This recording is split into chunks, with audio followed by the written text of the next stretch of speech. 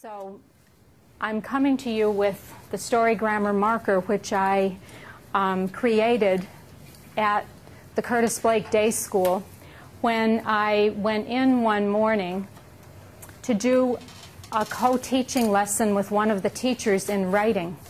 And she said they're all set. They have their graphic organizers. This was in 1991. And this boy looked up at me with tears in his eyes and he said, "I never know what to do with my boxes." So it looked like this. And I thought if he had something that would enable him to trigger an iconic form of what would be in the boxes, what would be in the beginning box, the middle box, and the end box, that he would be able to really function because he was doing quite well with math manipulatives. So I went home that night and created the basic story grammar marker. And as people started to look at story grammar marker and as the research started to get at that children younger and younger and younger should be encouraged to use something called literate oral language.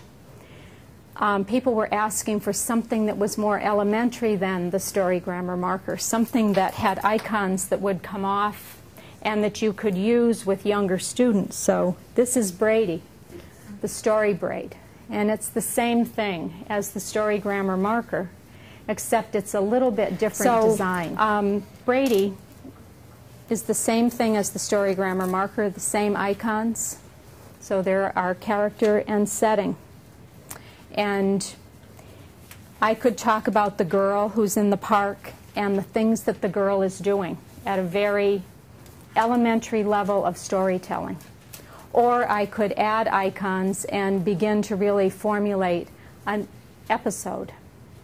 I'm sure you're familiar with the National Reading Panel report that talked about the Fab Five, from phonological awareness through fluency and vocabulary, phonics, comprehension. This is in the comprehension area, and it's really to help children communicate what they comprehended.